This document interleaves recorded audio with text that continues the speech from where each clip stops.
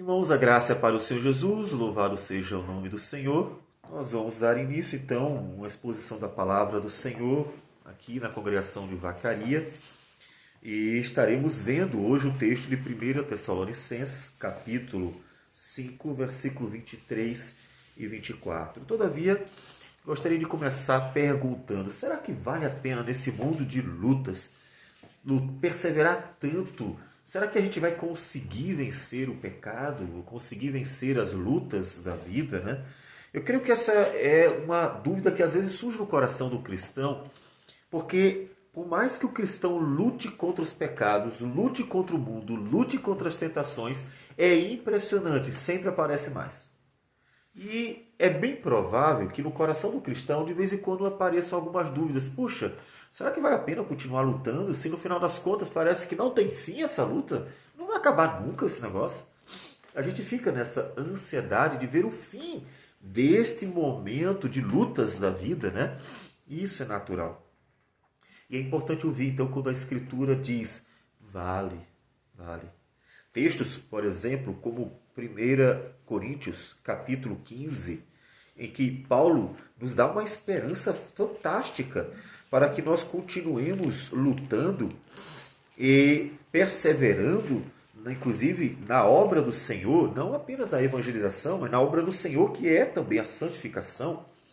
1 Coríntios capítulo 15, versículo 50 a 58, o apóstolo Paulo fala que Deus estará transformando a nossa vida. Eu vou pegar o versículo 53, quando ele diz que porque é necessário que este corpo corruptível se revista de incorruptibilidade e o corpo mortal se revista de imortalidade. Por causa disso, ele disse que quando o Senhor voltar, no momento, no abrir e fechar de olhos, ao ressoar da última trombeta, a trombeta soará, os mortos ressuscitarão incorruptíveis e nós seremos transformados.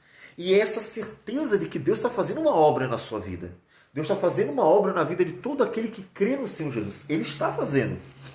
E a certeza de que ele vai consumar a obra, ele vai completar. Entende? Não é só o começo, é a conclusão. É que Paulo, inclusive, termina essa porção da Escritura lá em Coríntios, dizendo, portanto, meus amados irmãos, sede firmes, inabaláveis e sempre abundantes na obra do Senhor, sabendo que no Senhor o vosso trabalho não é vão. Não é vã a nossa luta, porque o Senhor com certeza consumará, trará a conclusão desta obra. Aquela obra que você talvez já esteja cansado, de dizer, Senhor, estou tão cansado de lutar certas coisas, tão cansado de ter que estar batalhando, como se não houvesse mais fim. Ela vai ter uma conclusão. Porque o próprio Deus se responsabiliza pela obra que ele começou. Na verdade, a gente tem que fazer isso sempre, né? Quando alguém confia a você uma responsabilidade, você não tem que completar, você não tem que terminar. Inclusive, a gente até cobra, né? Ó, você começou, termine. Não é assim? Deus começou uma obra nas nossas vidas. Essa obra não é só a justificação. Essa obra não é só o que Deus fez por Cristo Jesus na cruz do Calvário e que nós fomos livrados da condenação. A obra também é a santificação. E esta obra, que também é a santificação, ele está realizando em nós. Como Paulo, inclusive, também diz em 2 Coríntios 3,18. O que ele diz? Que nós estamos sendo transformados de glória em glória à imagem do Senhor, pelo Espírito Santo. Então, isso é um conforto para nós. Deus está fazendo a obra nas nossas vidas. E Ele vai completar esta obra. Ele vai concluir esta obra. E isso deve motivar você a continuar perseverando. Não desista, porque um dia a obra será concluída. E é também dentro deste propósito que Paulo vai nos falar em 1 Tessalonicenses, capítulo 5, versículo 23 e 24. Nós estamos praticamente concluindo, né, a exposição desta carta, que nós vimos toda ela. Nós vamos ver então o finalzinho, esses dois versículos. Diz assim a palavra do Senhor.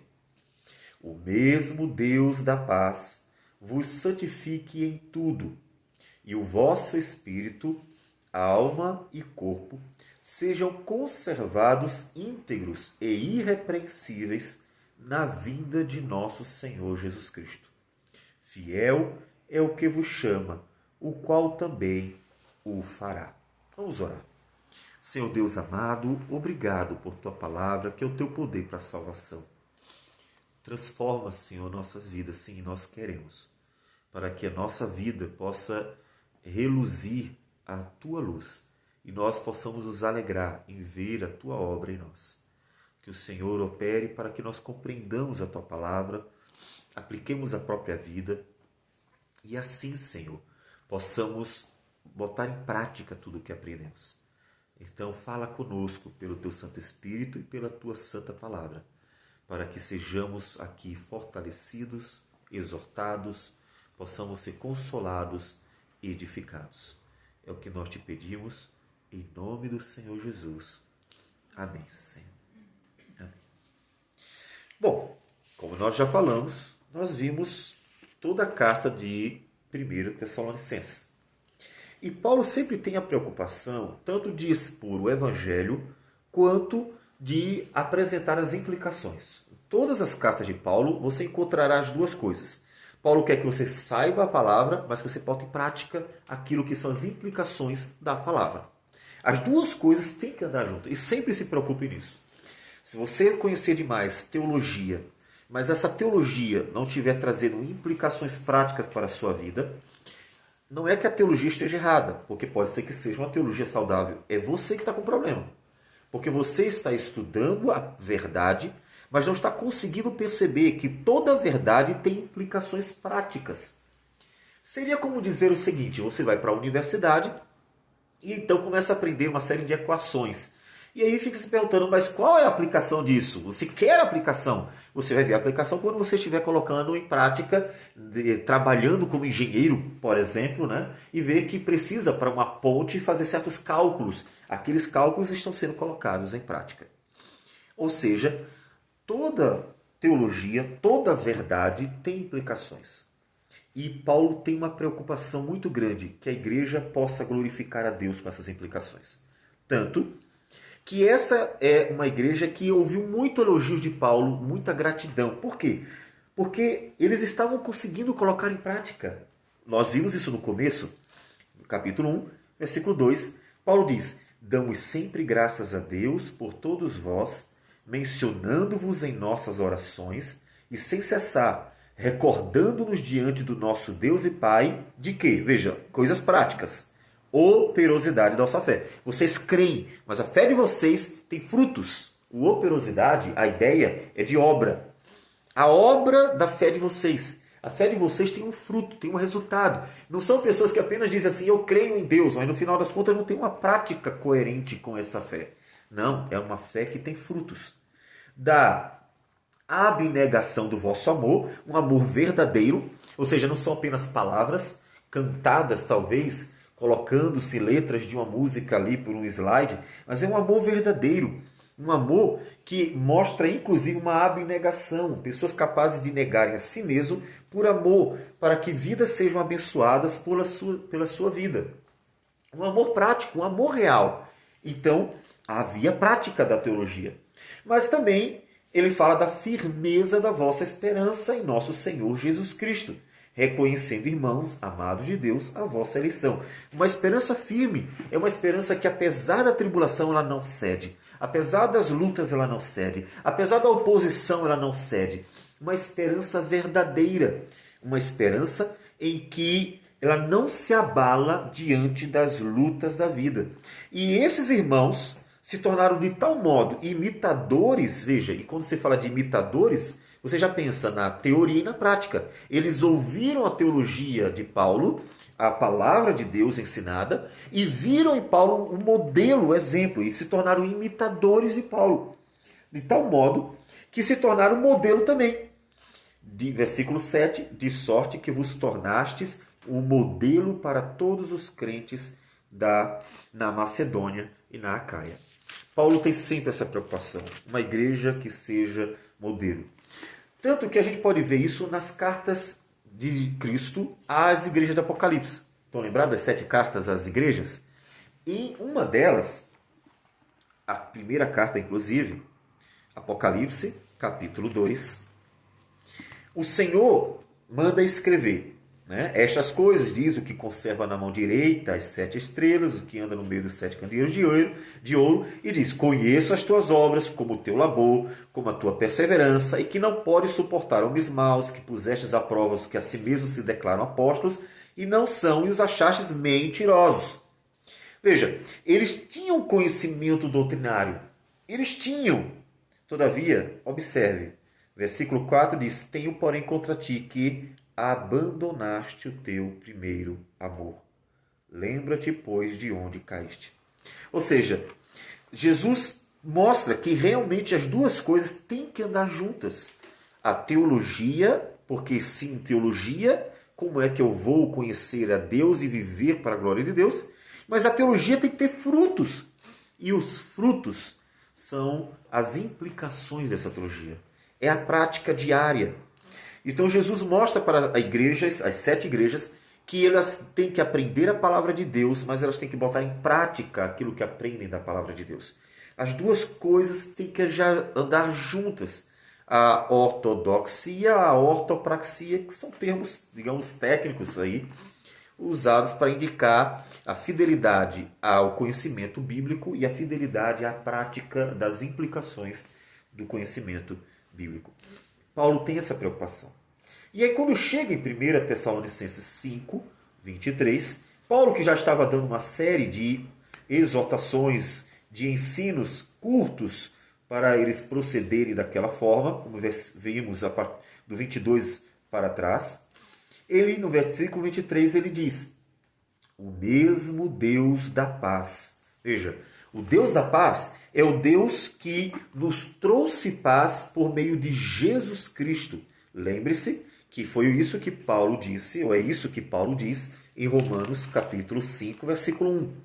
Justificados, pois, mediante a fé, ou seja, crendo em Cristo como o justificador que pagou na cruz do Calvário, derramou seu sangue em nosso lugar, temos paz com Deus por meio de nosso Senhor Jesus Cristo. A paz, a comunhão com Deus reatada, o não ter mais medo de Deus porque eu não estou mais debaixo da ira, mas vivo pela promessa de uma vida eterna. Essa paz que Cristo alcançou para nós com Deus, o mesmo Deus da paz, que nos deu a sua justiça por Cristo Jesus, para termos paz com Deus e até paz uns com os outros. Lembre que Efésios fala que a partir da obra de Cristo, não só temos paz com Deus, mas temos paz uns com os outros. Efésios, capítulo 2, ele diz o seguinte, Efésios, capítulo 2, versículo 17. E vindo, evangelizou paz a vós outros que estáveis longe, e paz também aos que estavam perto. A paz com Deus por meio de Cristo Jesus, por meio da cruz do Calvário. Mas não só a paz com Deus, a paz entre os homens, porque por ele ambos temos acesso ao Pai em um Espírito. Assim, já não sois estrangeiros e peregrinos, mas concidadãos dos santos, e sois da família de Deus. Porque, versículo 14, ele é a nossa paz, o qual de ambos fez um, derribando a parede de separação, a inimizade. A paz que Deus nos deu, tanto é uma relação com ele, como é uma relação entre os homens. Esse Deus que trouxe paz, a paz para podermos viver com Deus em comunhão, apesar de sermos pecadores, mas por causa da justiça de Cristo, e a paz que possibilitou esses momentos gostosos em podermos viver juntos em paz. Não precisamos viver em guerra, mas em paz. É o mesmo Deus que santifica. O mesmo Deus da paz vos santifique em tudo. Veja que interessante. Ele aponta para uma obra de Deus em nossas vidas. E isso é confortador. O mesmo Deus que trouxe paz para nós por meio de Jesus Cristo, para podermos andar com Deus, termos comunhão com Deus e para podermos ter um relacionamento entre os homens, para vivermos no amor de Deus, é o Deus que santifica as nossas vidas. Que o Deus de paz vos santifique em tudo. Que Ele opere em vocês em tudo. Que Ele trabalhe a vida de vocês. E esse trabalhar de Deus, é claro, vai trazer implicações para o nosso dia a dia. Porque o trabalhar de Deus é o trabalhar no nosso dia a dia da vida. E isso significa, muitas vezes, aquilo que um pai faz com seus filhos. Privar. Ah, Julinha sabe. Quantas vezes foi preciso dizer assim, vai ficar sem celular? Por quê? Porque sei que é importante, e é mais importante a educação dela do que o benefício do aparelho. Porque eu sei que é mais importante ela perder algo momentâneo do que ela perder algo eterno.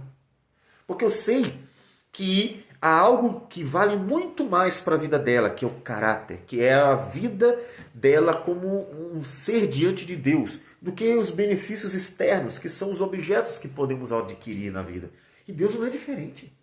Quantas vezes Deus opera nas nossas vidas, trabalha nas nossas vidas, castigando, disciplinando, corrigindo, e nós vamos ver isso. A palavra do Senhor nos fala que Deus fez isso em Cristo Jesus e faz isso nas nossas vidas também. Lá em Hebreus,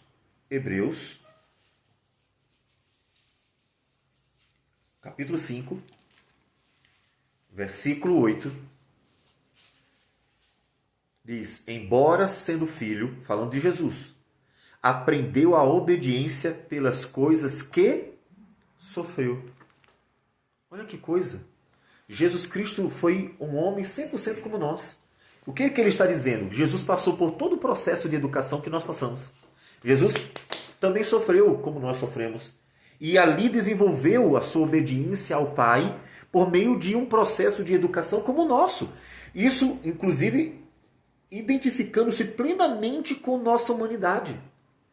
Então, o Pai trabalha nossas vidas. Quando Paulo diz: o Deus de paz vos santifique em tudo, significa que Deus trabalha a vossa vida.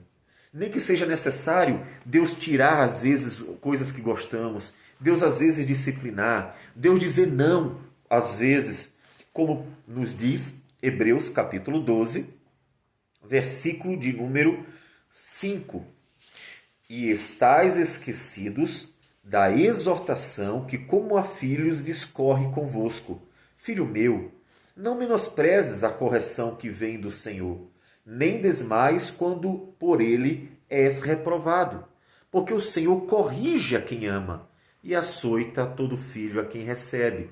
É para a disciplina que perseverais. Deus vos trata como filhos. Pois que filho há que o pai não corrige? Deus educando seus filhos. Significa Deus santificando, trabalhando a sua vida, porque Ele nos ama. E o mais fantástico é que o trabalhar de Deus na nossa vida, por mais que você diga assim, puxa, Senhor, está difícil, está doendo, incomoda, não é gostoso, não é legal, é uma prova de amor.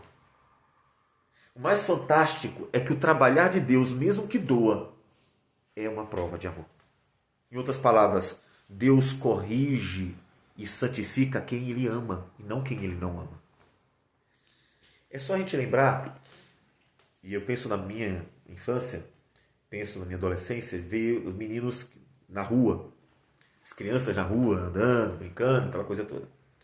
Veja, hoje a gente quase não vê isso, né? Mas na minha época ainda tinha rua de barro, aquela coisa toda. E aquelas crianças estavam cada qual na responsabilidade dos seus pais. Então, os meus pais não iam educar os filhos dos outros, até porque para muitos seria uma ofensa, né? E a gente não se mete. Mas se os meus filhos fizessem besteira, meus pais pensariam que eu vou castigar. E é assim que a gente faz. É claro que na igreja, e aqui fazendo um parênteses, né? Na igreja a gente aprende que até os pais de outros filhos, quando verem nossos filhos fazendo coisa errada, devem chegar junto e corrigi-los da forma correta, porque nós somos uma igreja e eles estão abençoando nossos filhos quando eles corrigem nossos filhos na palavra de Deus. Mas, pensando aqui de forma geral, esses que não são corrigidos pelos nossos pais é porque eles não são os filhos deles. Mas quando são nossos filhos, a gente corrige. Por quê? Porque a gente ama. Deus corrige a quem Ele ama. Quando Paulo diz que Deus vos santifique em tudo, realmente implica Deus trabalhando nas nossas vidas. Significa que muitas vezes podemos não gostar. Por quê? Porque tirar aquilo que não é bom de nós pode custar para nós, momentos ruins, dias difíceis, lágrimas, podem custar perdas. Por quê? Porque para tirar as ervas daninhas, ele precisa cortar. Eu vou pensar aqui no cachorro que eu tive, o Toby. O cachorro era um poodle. Gostava muito dele. E, às vezes, por alguma razão, seja negligência nossa, às vezes, não percebendo, e que tinha que escovar constantemente, terminava deixando que um pedacinho de pelo, que o poodle enrola muito facilmente o pelo, e um pedacinho de pelo ficava enrolado. E a gente, quando ia pentear, percebia que já era tarde demais. O que tinha que fazer? Cortar. Não tem outro jeito. Só tem um jeito, cortar. Então, às vezes, tem coisas na nossa vida que são como aquele bolinho de pelo do cachorro enrolado, e só tem um jeito de tirar. Cortando. Não tem outro. E mesmo que seja difícil, é a forma correta. É o que vai trazer o benefício. Porque se deixar aquele bolinho de pelo, ele machuca. Ele pode fazer até uma ferida no pelo do cachorro, na pele do cachorro. Então é preciso cortar. Esse é o certo. Deus nos santifica trabalhando as nossas vidas. O mesmo Deus da paz vos santifique em tudo. Veja que o desejo de Paulo e o propósito, porque é o propósito de Deus, é que Deus trabalha nossas vidas para estar santificando até a cruz de Jesus. Jesus Cristo operou por nós por meio da cruz do Calvário. Cristo Jesus fez isso por meio da cruz do Calvário, justificando-nos. E nós temos que glorificar a Deus por meio da nossa santificação, sabendo que o Senhor Jesus já fez a obra por nós, da justificação, mas falta Deus santificar a nossa vida. Jesus disse, tome a sua cruz. O que é tomar a sua cruz? É morrer. É morrer para o mundo. É algo que você vai ter que deixar. Por isso, negue-se a si mesmo. Não tem outro jeito. E Deus faz isso. E isso é maravilhoso. Deus operando em nós para nos transformar completamente. E aí, vem um pedacinho do texto que diz o seguinte, e esse pedacinho é aquele pedacinho que está em volta de um texto polêmico, né? Ele diz assim, e o vosso espírito, alma e corpo sejam conservados íntegros e irrepreensíveis na vinda de nosso Senhor Jesus Cristo. Essas palavrinhas, curtinhas palavrinhas que dizem vosso espírito, alma e corpo. E aí há aquele debate, nós temos espírito, alma e corpo, nós só temos alma e corpo, né? E aqui há debate sobre essa divisão do ser humano. A pergunta é, Paulo queria realmente tratar sobre isso? Não. Vamos ver o que Paulo está tratando. Na verdade, vamos ler Deuteronômios 17, versículo 6, para você ver de onde vem a retórica de Paulo em Tessalônica, na carta aos Tessalonicenses. Deuteronômios, capítulo 17, versículo 6, e o 19, versículo 15. Diz assim, 17, 6. Por depoimento de 2 ou 3 testemunhas, será morto o que houver de morrer. Por depoimento de uma só testemunha, não morrerá. Agora o 19, versículo de número 15. Diz assim, uma só testemunha não se levantará contra alguém por qualquer iniquidade ou por qualquer pecado, seja qual for que cometer. Pelo depoimento de 2 ou 3 testemunhas, se estabelecerá o fato. Bom, isso era uma regra, Bíblia, tá certo? Deus disse sempre 2 ou 3 testemunhas. E essa verdade é importante no Novo Testamento. É várias vezes citada, até Jesus citou, dizendo que não era ele que dava testemunho de si mesmo, mas o Pai dava testemunho dele. João deu testemunho dele. A questão é que Paulo, ele está sempre sendo acusado de estar ensinando coisas erradas. E até acusado de estar extorquindo, bajulando, se aproveitando. Lá em Tessalonicenses, né, capítulo de número 2, Tessalonicenses, capítulo de número 2. Veja, ele se defende. Versículo 3. Pois a nossa exortação não procede de engano, veja, o conteúdo, não procede de engano, nem de impureza, nem se baseia em dolo. Pelo contrário, visto que fomos aprovados por Deus, a ponto de nos confiar a Ele o Evangelho, assim falamos, não para que agrademos a homens, e sim a Deus que prova o nosso coração. A verdade é que nunca usamos de linguagem de bajulação, como sabeis, nem de intuitos gananciosos. Deus disto é testemunho. Há um fator muito importante na carta aos Tessalonicenses. Paulo está apresentando testemunho de que sua doutrina é verdadeira. E ele usa uma retórica muito interessante. Em toda a carta, você vai ver que as palavras de Paulo são repetidas 2 ou 3 vezes. Muito curioso isso, né? Mas por quê? Porque por 2 ou 3 testemunhas toda obra se confirme. E ele vai repetir 2 ou 3 vezes as palavras. Querem acompanhar? Vamos ver aqui. A partir do capítulo 1. Veja quem escreve a carta. Paulo, Silvano e Timóteo. Não é só Paulo. É Paulo, Silvano e Timóteo. O que não vai acontecer em todas as cartas. Mas nessa, são 3 pessoas que estão na autoria da carta. Versículo de número 6. Versículo de número 6. Bom, até mesmo no 1, né? Ele já diz assim: e em Deus Pai e no Senhor Jesus Cristo. Veja, primeiro são 3, né? E depois ele apresenta duas testemunhas. 3 homens e Deus Pai e o Senhor Jesus Cristo. Versículo 3. Os Tessalonicenses, eles são operosos na fé, abnegados no amor e firmes na esperança. 3 resultados da obra. Percebe? A palavra de Deus pregada produziu neles 3 resultados: fé, amor e esperança. São 3. Percebe? 3 testemunhos práticos da obra de Paulo ali. Versículo de número 5. Ele diz assim: porque o nosso evangelho não chegou até vós somente em palavra.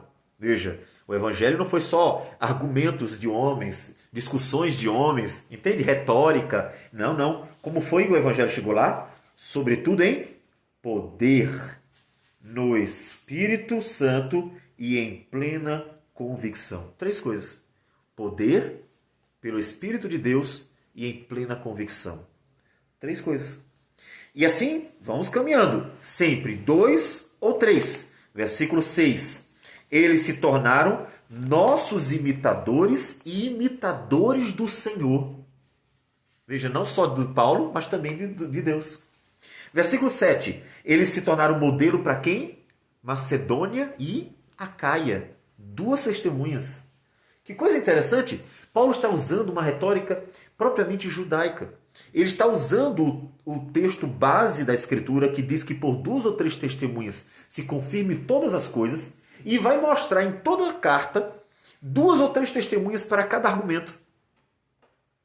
Ele está comprovando que realmente o evangelho que pregou lá veio de Deus. E ele pode ver isso na vida deles o tempo inteiro. E como eu disse, a lista é longa, porque continua. Capítulo 1 ainda, versículo 8. Já aparecem 3 testemunhas. Macedônia, Acaia e todos os lugares. Antes ele usou 2, agora ele usa 3. Versículo 9. Ele diz que para servires o Deus vivo e verdadeiro. Não só vivo e verdadeiro. Ou seja, como eu disse, é o uso de 2 ou 3 expressões onde ele poderia ter usado só uma. Ele poderia ter usado uma palavra, mas ele vai sempre usar 2 ou 3, 2 ou 3, 2 ou 3, 2 ou 3. Por que ele faz isso? Para confirmar que a obra realizada lá veio de Deus. Paulo não fez para agradar a homens. Não veio da parte de homens. Paulo era muito acusado de ser um apóstolo de menor categoria ou nem mesmo um apóstolo, porque Paulo veio depois, né? Você sabe que Paulo não andou com Jesus. E isso fez com que ele fosse rejeitado bastante. Então Paulo teve que estar sempre mostrando que não, que apesar de não ter andado com Jesus, ele depois andou com Jesus. Tanto que Paulo teve o chamado direto de Jesus na estrada para Damasco, lembram? Mas também ele foi à Arábia, lá provavelmente no Monte Sinai, e ele diz na carta aos Gálatas para lá na Arábia receber toda a revelação do Evangelho diretamente do Senhor Jesus. Em outras palavras, tudo que os apóstolos aprenderam andando com Jesus naqueles 3 anos, Paulo recebeu durante um período de tempo, estando sozinho com Jesus e Jesus revelando tudo o que ele tinha que saber. Tanto que o evangelho pregado por Paulo não foi ensinado pelos apóstolos. Mas como ele sabia? Jesus revelou para ele diretamente. E em Coríntios ele diz, eu conheço um homem que foi até o 3º céu. É ele. O homem que recebeu diretamente de Jesus a revelação do evangelho. Porque ele não havia andado com Jesus. E Jesus revelou. Então Paulo, quando prega a palavra, ele está sempre mostrando que é realmente uma palavra de Jesus. É direta de Jesus. Jesus realmente revelou para ele. Entende? Então, não vou fazer a citação de todos, eu posso depois mencionar, mas podemos dizer que a carta inteira vai aparecer 2 ou 3 palavras, sempre com a ideia de repetição, para que sejam 2 ou 3 testemunhas. E isso vai até chegar lá no capítulo 5, versículo de número 23. Até chegar lá. E aí quando chega lá, uma vez que ele está usando essa retórica, ele faz a citação da nossa vida como espírito, alma e corpo. Por que ele fez isso? Para entrar dentro da retórica. Mas o que seria então, vamos pensar aqui, a alma? Vamos pensar em alguns textos então do Antigo Testamento. Vamos para Gênesis, capítulo 1, versículo 20, 21, 24 e 30. Gênesis 1, versículos 20, 21, 24 e 30. A palavra alma, tá certo? Estou usando o termo grego no caso, que é a tradução do hebraico, obviamente, tradução, o nefesh é traduzido pelo psique, e vamos ver qual é o sentido. Gênesis 1, 20 diz assim: povoem-se as águas de enxames de seres, qual é o termo que está?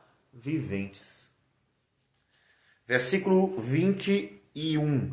Criou, pois, Deus os grandes animais marinhos e todos os seres, o quê? Viventes. Versículo 24. Disse também Deus, produz a terra seres viventes. Versículo 30. Ele diz: e a todos os animais da terra, e a todas as aves dos céus, e a todos os répteis da terra, em que há fôlego de vida, toda a erva verde lhe será para mantimento. Essa vida é a alma. O termo grego é alma. Ou seja, em Gênesis 1, vida, a alma nada mais é do que a vida. Distinguindo do corpo, porque você sabe que o corpo pode não ter vida. Basta lermos Ezequiel, capítulo 37, o vale de ossos secos, em que o profeta se depara com aquele vale e Deus ordena para que ele profetize para que os ossos, para eles tenham vida. E então os ossos passam a se recompor em corpo, mas estão mortos. E ele diz, profetiza ao Espírito, e o Espírito vem e dá vida. É a vida. O termo alma é o termo vida. Vamos ver um pouquinho mais. Capítulo 2, versículo 7 e também o versículo 19, diz assim: então formou o Senhor Deus ao homem do pó da terra e lhe soprou nas narinas o fôlego de vida. Esse fôlego de vida, para que o homem passe alma vivente, nada mais é do que a vida do homem. A vida do homem. Ele não é apenas um corpo, é uma vida. O corpo que tem vida. E que, inclusive, será em vários textos do Antigo Testamento traduzido por sangue.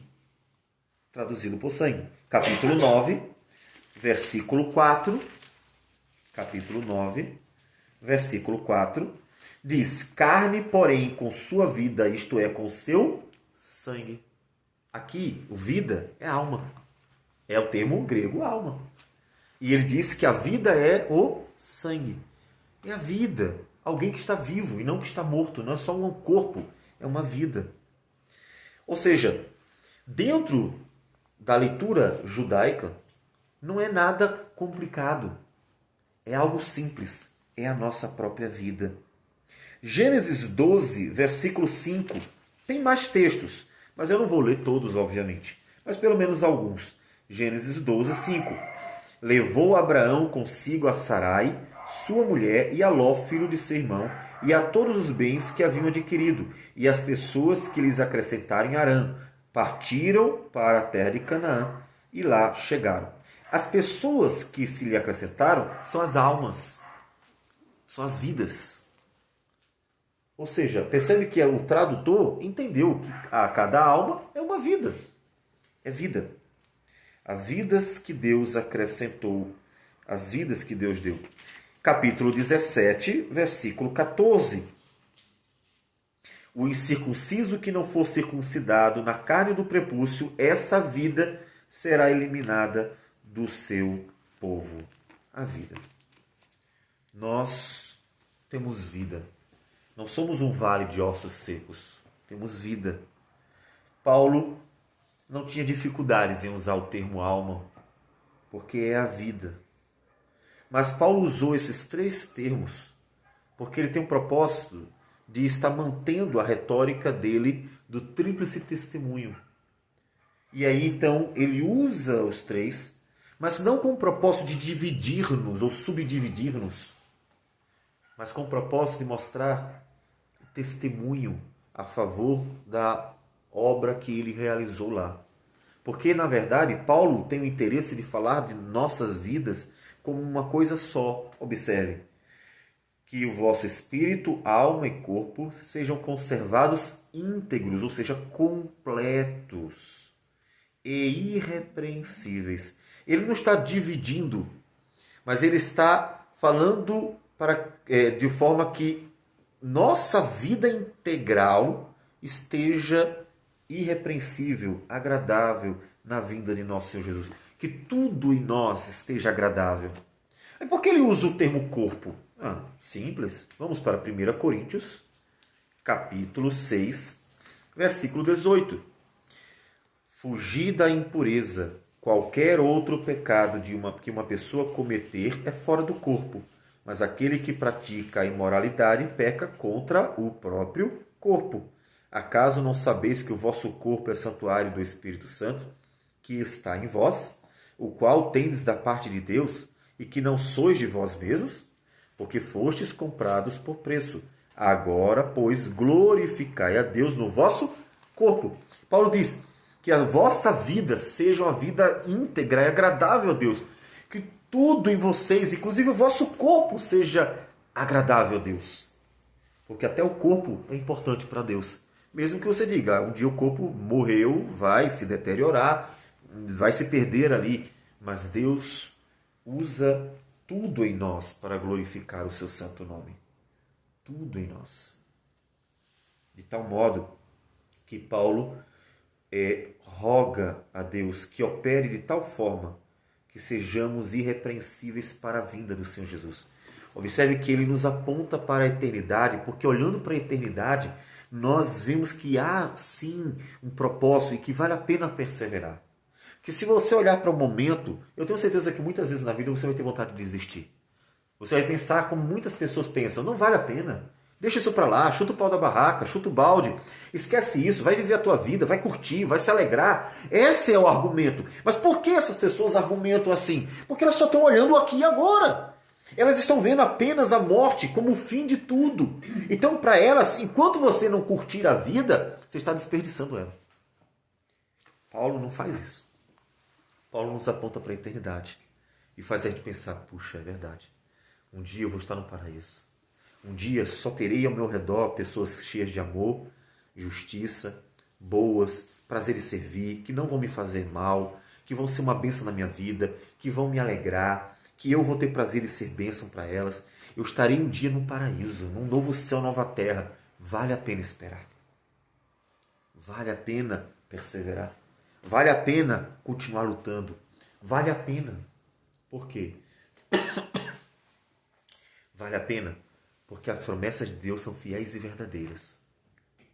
E tudo isso nos será dado.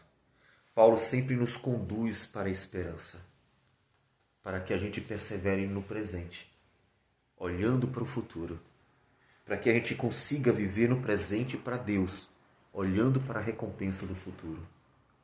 Então, ele diz que tudo em vocês, que a vida de vocês seja conservada íntegra. Tudo. Nesse testemunho, inclusive, que Deus tem realizado a obra na vida de vocês. Deus tem feito a obra na vida de vocês. Veja, capítulo 2, versículo 10, não só Deus é testemunha no versículo 5, né? Como ele diz, Deus disto é testemunha, mas no versículo 10 ele diz, vós e Deus sois testemunhas, do modo porque piedosa, justa e irrepreensivelmente procedemos. Percebe? Sempre três. Piedosa, justa e irrepreensível. É impressionante.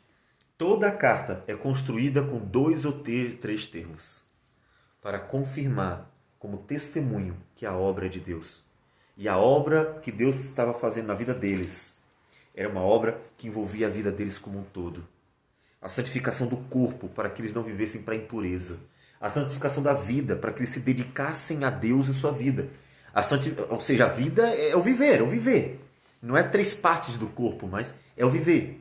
E a santificação, quando pensa a vida integral, o espírito, é o que volta para Deus. Não é a alma e o espírito como 2 partes imateriais. A alma é a vida. É você viver, é o seu trabalho, seu estudo, é a sua vida em casa e na rua. É a vida. Entende? Não precisamos, de forma alguma, olhar para 3 partes do ser humano.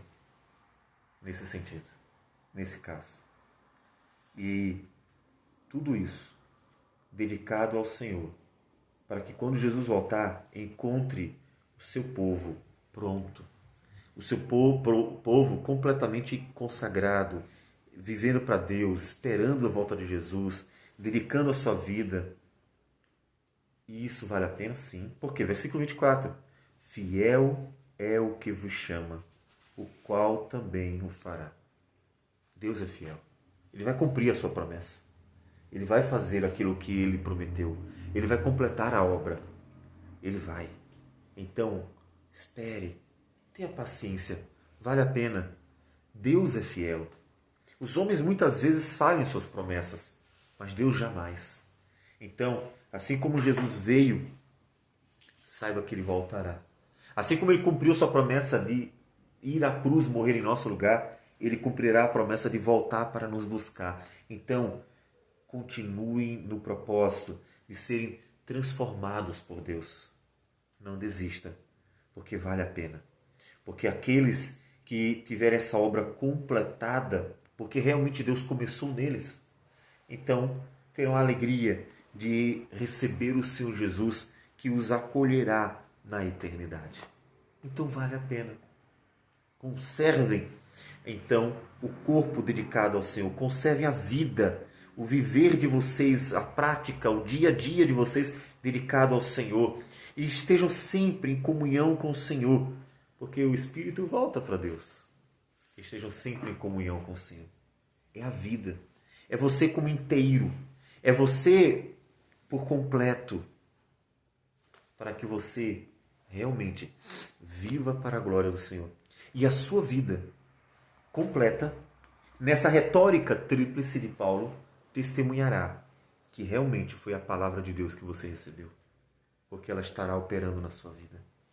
Porque ela estará, inclusive, testemunhando por meio da sua vida sendo transformada, que foi Deus quem falou.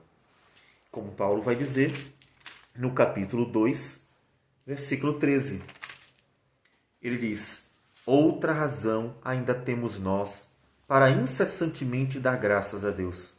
É que tendo vós recebido a palavra que de nós ouvistes, que é de Deus, acolhestes não como palavra de homens, e sim como em verdade é palavra de Deus, a qual, com efeito, está operando eficazmente em vós os que credes. Vocês estão vendo todo o testemunho de que a palavra de Deus foi pregada, porque ela está operando na vida de vocês.